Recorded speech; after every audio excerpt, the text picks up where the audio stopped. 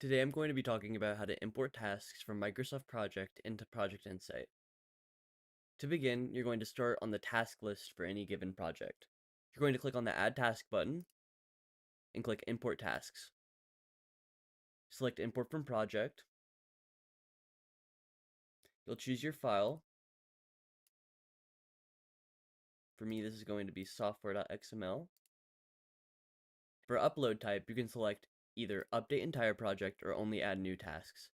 Updating the entire project will update existing tasks and add new tasks, whereas only adding new tasks will add tasks that are not already on the project. For the purpose of today's video, because the project on Project Insight lacks any tasks, we are going to be selecting Update Entire Project. Click Upload, and you're brought to the Project File Options screen.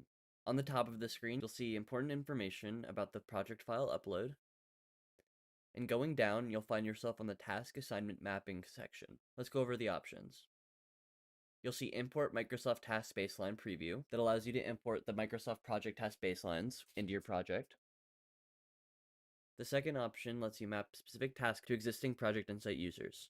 If the Microsoft Project Task Assignee matches an already existing Project Insight resource, the task in Project Insight will be automatically assigned to said resource. As you can see here, the Microsoft Project assignees were mapped to the already existing Project Insight resources. However, you can change these manually. If there was a mistake and John Doe was actually assigned to Jack Stahl's task, we could change John Doe here to Jack Stahl. This option designates what is done with tasks that have unmapped work. You can choose to either assign all unmapped work to the other assignees on the task, which spreads the hours across those who are already assigned to the task, remove the unmapped work, which reduces the overall hours that the task takes, assigning the unmapped work using a default user mapping. This is the best practice, and you can individually assign tasks to the right resource later, so we'll select that.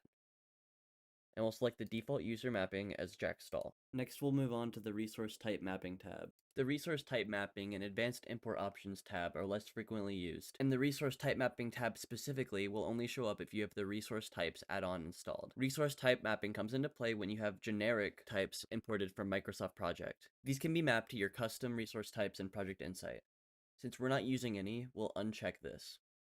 The last tab, Advanced Import Options, is very infrequently used. Starting up with task options, you can import completion values, you can import the start and end of date values from the Microsoft project, and you can import them as new tasks only and perform no updates or deletes. However, this is something you already selected when uploading your project when you selected your upload type.